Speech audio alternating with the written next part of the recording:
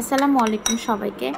আপনারা দেখতে পাচ্ছেন যে আমি ডিমের সাথে মরিচ আর পেঁয়াজ একসাথে মিক্স করে নিয়েছি। ভাজি, মুরগির মাংস দিয়ে ডাল, তারপর হচ্ছে শসা কেটে নিয়েছি। এগুলো ব্যাক ক্যামেরাতে আগেই কিছু কিছু কাজ করে রেখেছিলাম। আর হচ্ছে রুটি ছিল, রুটিগুলা ভাজা না, এগুলো ভাজতে হবে, হালকা হালকা ভাজা আছে। আর হচ্ছে আইসক্রিমের বক্সের মধ্যে মিষ্টি রাখা, যেটা খোলার জন্য আমি মানে খুবই চেষ্টা করতেছি, তারপর ফাইনালি আমি খুলতে পারলাম। তারপরে এটা হচ্ছে আমার ইফতারের খাওয়া দাওয়া। তো আমি আমার কিছু রোজা বাকি ছিল, ওই রোজাগুলো রাখছি।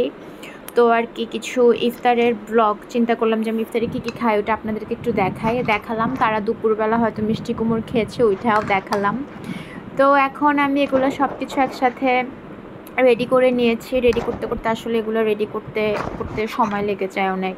কাজ কাম করতে করতে আসলে বোঝাই যায় না কখন সময় চলে যায়। তো আমার ওই দিনও হচ্ছে ইফতার করতে করতে অনেক লেট হয়ে যায়। আমি এগুলা করতে করতে অনেক সময় চলে গিয়েছিল। তারপরে এগুলো সব একসাথে গরম করে নিয়েছি, নিতে নিতেই হচ্ছে আজান দিয়ে দেয়। তারপরে আমি ডিম আর রুটি কিছুই ভাজার সময় পাইনি। তারপরে আমি শুধু মিষ্টি একটা খেয়েই চলে গিয়েছিলাম নামাজে।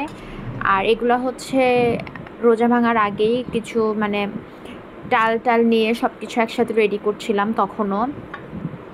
তো ভিডিও করলে আবার এগুলো করলে অনেক সময় লেগে যায়। আর একটা ডিটক্স ড্রিঙ্ক বানিয়েছি, আগে এটা বানানো ছিল, আগেই বানিয়ে রেখেছিলাম, ওইটার কোনো ভিডিও নাই।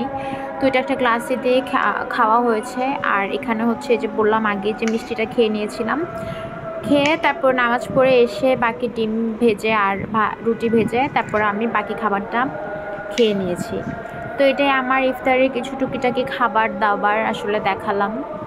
তো আমার ভিডিও ভালো লাগলে লাইক সাবস্ক্রাইব করবেন। আর যদি ফেসবুকে দেখেন তাহলে কমেন্ট করবেন, লাইক দিবেন। Thank you.